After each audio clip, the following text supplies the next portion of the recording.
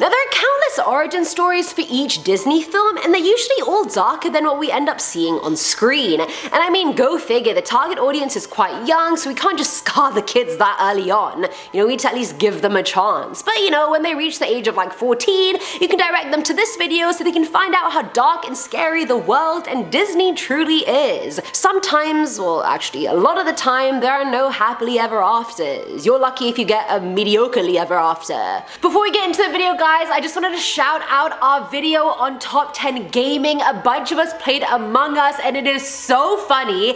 That was my first time playing. It was a lot. People are snakes. You guys need to watch it. The link will be down below. What is up, you guys? Hope you are having an awesome day. I am your host Eamon Hassan and welcome back to another video. Today we're doing some digging with the top 10 scary stories behind Disney movies. Starting us off at number 10 is Pinocchio. Considering I haven't seen the movie, Pinocchio is probably the Disney movie I know the least about in terms of story. All I know is that his nose grows when he lies. Now in the film, Pinocchio and his friend Jiminy Cricket end up transforming him into a real boy. But the story's original writer Carlo Collodi had a whole different idea. He actually created the story for Italian newspapers to show kids what could happen to them if they acted badly. In his story, Pinocchio is this naughty annoying kid who is constantly tortured throughout the story for bad behavior. Jiminy Cricket was just called Talking Cricket in the story, and after trying to give him some good advice, Pinocchio just gets mad and kills him with a mallet. In the original story, Pinocchio gets hung and dies, but since fans loved him so much, Collodi kept him alive and just tortured him some more.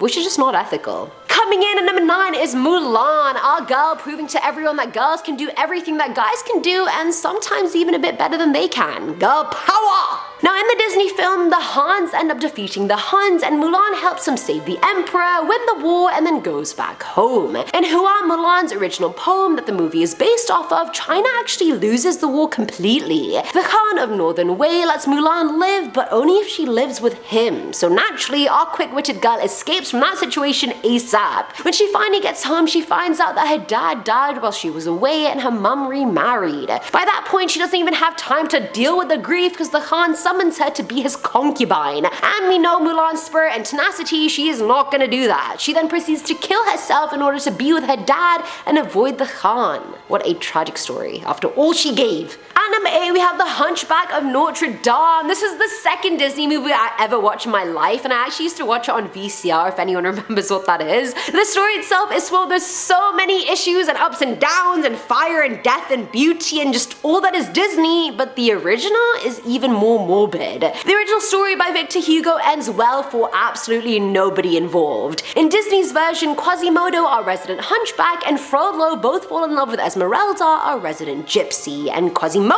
ends up killing Frollo at the end. Sorry, spoiler alert in case no one's seen it. Now in Victor's version, Frollo frames Esmeralda for attempted murder and she gets sentenced to death by hanging. Quasimodo still does push Frollo off a roof at the end, but that's because he's laughing at Esmeralda being hung, the sicko. He then goes to her grave and refuses to leave, so much so that he actually dies of starvation. I don't want to say that he died in vain, but he could have, you know, easily lived, you know? But either way, yeah, no one smiled at the end of that one. Filling at number 7 slot is Snow White and the 7 Dwarfs. Wait, I literally just realized that's not even grammatically correct. Shouldn't it be Snow White and the 7 Dwarves? Like, correct me if I'm wrong, but it's dwarves, not dwarfs.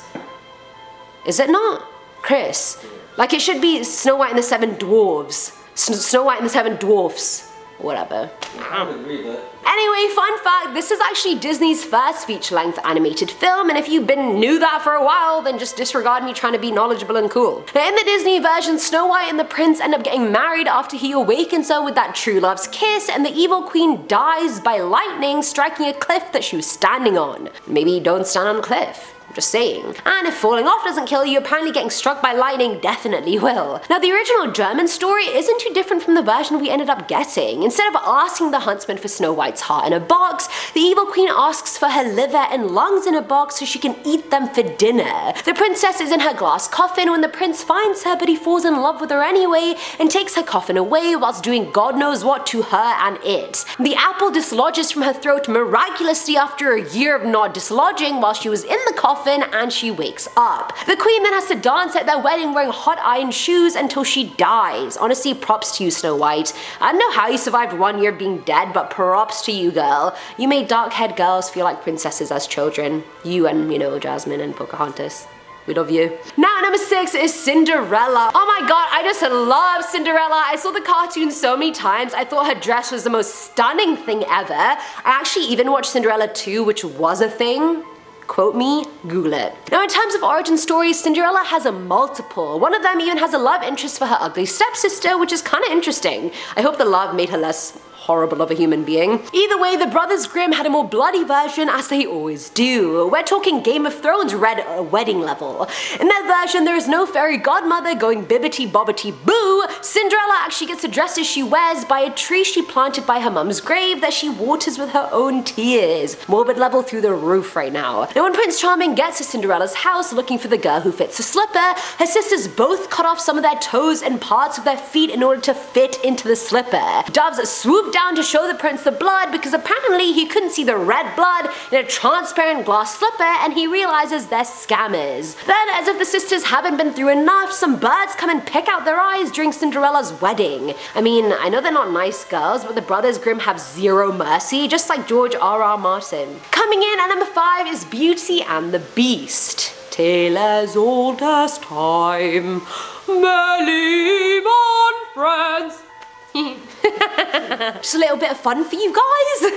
Now let me get this out of the way. Animated version, loved it, had it on VCR. Live action version, loved it even more. Emma Watson has generally been shit in every role except Hermione, but she was actually the perfect Belle. Now in a plot twist turn of events, in the original fairy tale, it's not the Beast that's evil. Belle's not an only child, she actually has sisters and I'd say they're the evil ones. The Beast allows Belle to go home as long as she comes back after 1 week, which are, I mean, you know, generous conditions for a hostage. Now when she's reunited with her sisters, they expect to see her malnourished and in horrible condition, but they get jealous after seeing her covered in jewelry and whatnot. The sisters then try and get her to stay home for longer by being nice to her in the hopes that the Beast would get angry enough and eat her when she returned.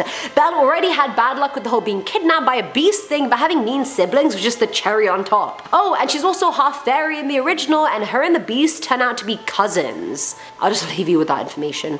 And number 4 is The Fox and the Hound. The plot of this story revolves around a friendship-based Tom and Jerry chase-like film wherein Copper, who becomes a hunting dog, and Chief try and kill Todd for the majority of the film, but friendship prevails. In the Daniel P. Mannix version, Todd is raised by a hunting family, not a farmer, and is then released into the wild. So far so good, no one's died yet. But then Todd starts taunting all the hunting dogs as revenge, and one of them ends up breaking free and is hit by a train while chasing Todd. Next, Todd then dies from exhaustion from the chase, and another dog also reaches his expiration, meaning he becomes too old and is also shot.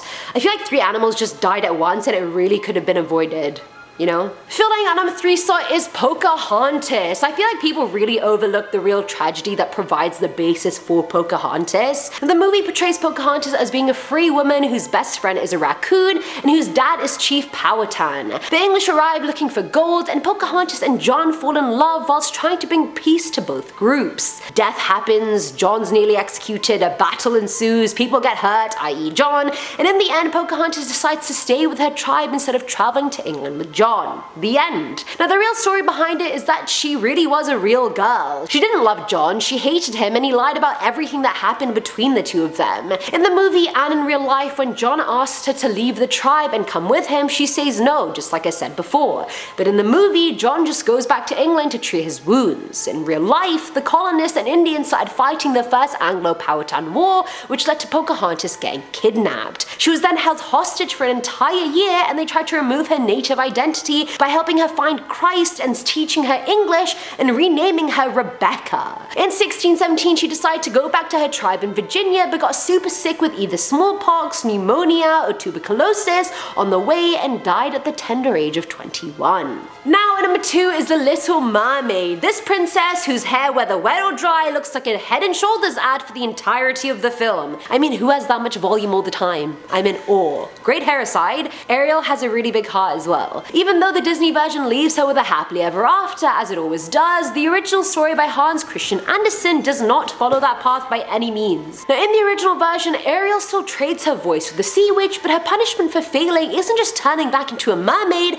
it's straight up death. Savage, I know. With every step she takes, her feet feel like they're stepping on daggers, and even after she still dances for the prince in hopes that she'll get that true love's kiss and stay human. How much more can she do, Prince Eric? But it doesn't work, and he ends up marrying another girl who he thinks saved him from the shipwreck. Do your research maybe, Eric, before marrying the first girl you see. Now before she dies, Ariel's sisters sell their hair to bring her a dagger. The Sea Witch says that if she kills the prince, his blood will turn her feet into a mermaid tail again. All she has to do is kill him. But of course she can't do it because she loves him, and she ends up turning to sea foam in the end. Now this is the perfect example of a guy leading you on and then wasting your time at 2K20. And finally, at number 1 is Sleeping Beauty. I have not seen the full Sleeping Beauty movie. I've only seen the first half, but I have seen Maleficent, if that counts. You have gorgeous Aurora having the luxury to sleep for years, which I wish I had every time I wake up early, but I'm not a princess, so whatever, moving on. But the only way she'll wake up is with that true love's kiss, as I've said literally in every story. While the movie is pretty eventful and dramatic, I mean it's not exactly a rom-com, and the original story it was based on is even more horrific. The original Italian story was written in the 17th century, and the princess is called Talia, not Aurora. She pricks her finger on the spindle, as per the story, and falls into a deep sleep. Nothing new there. But it's not charming sweet Philip who saves her. No, far from it. A king, not even a prince, comes to rescue her, and you're probably thinking, wow, okay, that's great, but no. Number 1, he's already a lot older than her, and his kiss doesn't wake her up because he doesn't kiss her. He instead gathers the fruits of her love, meaning he rapes her. Fast forward 9 months, she gives birth to twins, and one of them sucks the splinter from her finger. Huge safety hazard, by the way, but she wakes up. She then ends up falling in love with that same king who's married already and sexually assaulted her, and his queen orders the twins to be abducted, cooked, and then fed to the king. Thankfully, she fails. And that is it for today's video, guys. Disney. You're very good at making these stories into positive euphemisms when really they're just dark as shit. Let me know what you guys thought in the comments below. We have covered Disney so many times. Let me know if there's something in this video that I have not said before, you haven't heard before. As always, I'm your host, Eamon Hassan, and I'll catch you in the next one. Bye. In Disney's Virgin. Oh my god, I love Cinderella. Ow! I just bit my gum. Damn you, Cinderella.